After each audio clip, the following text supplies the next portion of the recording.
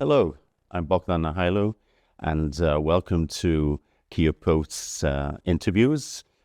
A special guest for you again today, a man who not only talks about supporting Ukraine, but is actually here and is actually doing his thing during wartime to help Ukraine out. And not just any man, but a former British MP, a former deputy head of the Conservative Party, who has now relocated to Ukraine. And I'll ask him, Jack Lopresti, to introduce himself and tell us a little bit about his background and why he's here. Jack, welcome. Thank you very much for having me. So, what brings you to Ukraine? Well, I first came to Ukraine for the first year anniversary on a parliamentary delegation. And obviously I was aware of how vitally important it was for Ukraine to maintain its independence and its freedom and its status as a sovereign nation. But I was also very inspired and moved by the resilience, by the stoicism, and by the spirit of the Ukrainian people who were prepared to fight in very, very difficult circumstances alone to try and keep the country independent and free. Now, from that first visit, I did a lot of work in Parliament with all-party groups, contributed in debates, and I formed an all-party group for sovereign defence manufacturing. And in my own previous constituency, we did most of the procurement for Ukraine and for our own armed forces. So I got very involved in the cause. And as the Parliament went on, it was clear that it was going to be a very tough election when it came. And there was more than a prospect that I wouldn't be re-elected. So I sort of decided 18 months ago that if I weren't successful in my re-election, I would come to Ukraine. And as my thoughts developed, I thought of various options, but I ended up, unsurprisingly, at the point where I thought, well, actually, I'll volunteer for the Ukrainian military. Okay, well, Jack, surely your family and friends said, look, there's a war, it's dangerous. Why are you risking your life? Well, family and friends said, it's a war, it's dangerous, but they all understood why I wanted to come and help. In the UK, there's tremendous support for Ukraine and a real understanding of, I think in our DNA, we have 1940. We know what it's like as a nation. Darkest hours. Exactly. Battle of Britain. Yeah, and all that. We welcomed, tens of thousands of Ukrainian refugees. So there was never a question for why on the bigger picture.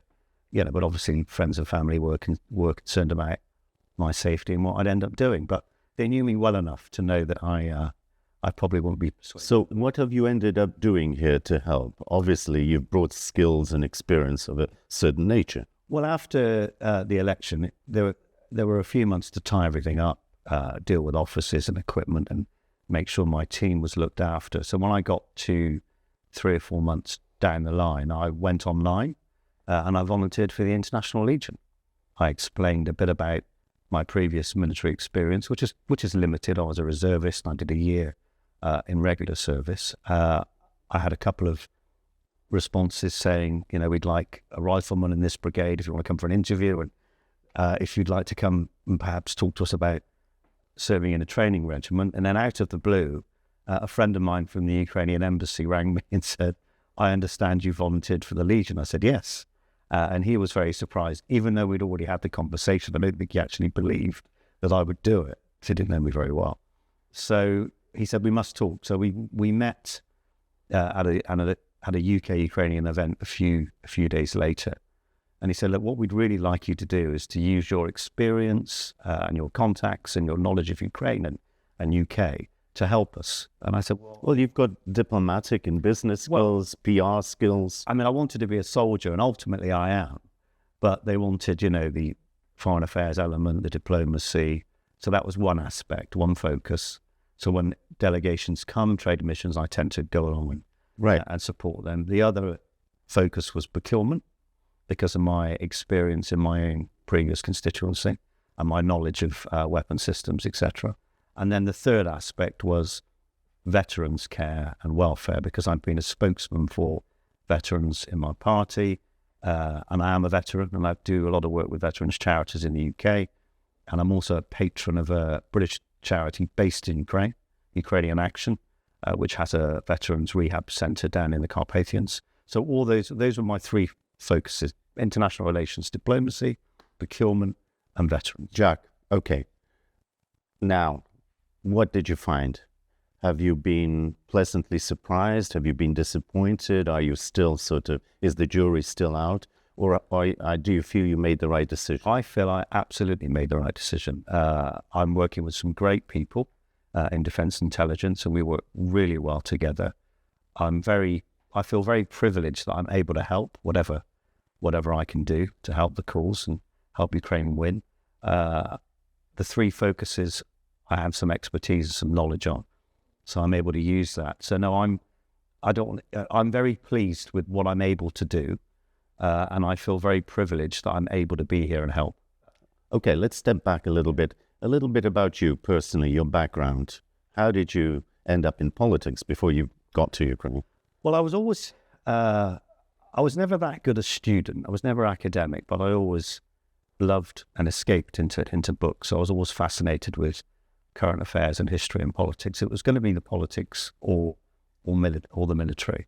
On my 16th birthday, I went and volunteered for the armed forces, and my parents were pretty upset and wouldn't sign the sort of release. Because I was under 18, I needed their written permission, which wasn't forthcoming. So I got to a year later, I joined the Conservative Party, and I went up through the ranks of the party. I think also... Can you just explain, for many people who are not British? Yeah, of course. Conservative still has that ring of the old traditional upper class, but the Conservative Party's changed a lot. I mean, that's a bit of a myth, and that harks back, a long time, which isn't really relevant as far as what it stands for. For me, it was about aspiration. It was about opportunity. I joined when Mrs. Thatcher was Prime Minister. She was the daughter of a grocer from Grantham. She'd worked her way up and did it the hard way. And then the question of, yes, I joined the Conservative Party, but I wasn't initially convinced I could become a member of Parliament, not because of class or anything like that. But, I hadn't been to university. I left school at 15 with no qualifications. I didn't have any money, and my family wasn't political at all. And then another working class person, John Major, appeared from nowhere. Mm-hmm. And I thought, hang on a minute, this guy. John Major, who became Prime Minister. Well, he became Prime Minister a couple of years after I joined the party. And I thought, well, he was a guy who left school with no qualifications. He started as a young Conservative. He got on his local council, and he came up through so immediately I could see a path, how somebody from my background could get involved in politics, hopefully become an MP, and make a contribution and serve our country. And I think being from an immigrant background, my father's from southern Italy, my mother's father was from Ireland. I think I have a great appreciation for the UK, and what a great country it is. And yeah, sure. And I was born there, of Ukrainian parents, and I made it with a name like Bogdan Nahailo. At least you had Jack to help you out, even if that wasn't your full name. Yes. Okay, look, just as an observation, as a former MP, this country, if you would dare to comment, we still need realistic, viable, modern political parties here. The tradition in the last 30 years has been to build parties around leaders, oligarchs, money. Britain's always had that tradition until recently of a right and a left, a conservative Labour, more or less, with liberals in between. Would you think that for Ukraine it would be important to have this sort of Well, I'm going to disappoint you, I'm afraid, because I've made it clear in my own mind and how I do my job that I don't get involved in Ukrainian politics. I don't comment on it. I'm not involved in it. Point taken. All right, good. Move on. This is British diplomacy and tact, which is not always present here in this country, as we know. All right, look, what can the average person, say in Britain or the States, Canada, do to help other than charity work? And what does Ukraine need at this moment at a state level and the individual level?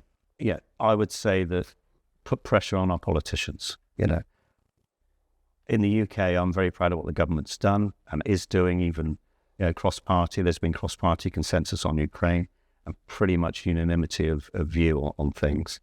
I would just say for people to keep pressure on their local politicians and their national politicians to, I think that the politicians, the political leadership across Europe are all saying the right things. And I think they all believe in what they're saying, and there's sincerity and a real desire to make sure that, we help Ukraine win the war. But to me, and then maybe it's my own frustration, maybe part of my personality, but there seems to be a lack of urgency. There needs to be an action this day ethos, in a sense. So to move from words to deeds. Absolutely. I mean, we can't rely on the Americans. Sadly, they could stop their support any moment. They've sort of done it a bit in the past. So maybe not the Americans, but the present administration. Correct. You're a better diplomat than I am. But yes, the present, I meant it collectively, but I obviously was referring to the government. So European political leadership and governments need to really act quickly, Okay, Jack, final thoughts. If there was one message you wanted to convey at the end of this short interview, what would you say to those watching us in many countries of the world? I would say not only is it morally right and strategically crucial that Ukraine remains a free, sovereign nation, independent nation, but the ramifications for the entire planet, if Ukraine were to fail, would be absolutely catastrophic. President Putin has told us what he wants to do, the restoration of the Russian Empire. He wouldn't stop at Ukraine, so Ukraine must win. Well, thank you for your strong support, your clarity in understanding all of this, and the clear messages that you've conveyed. I've been speaking to Jack Lopresti, former British MP, politician who's now here and very much helping Ukraine where it matters in the heart of this struggle. Thank you for watching.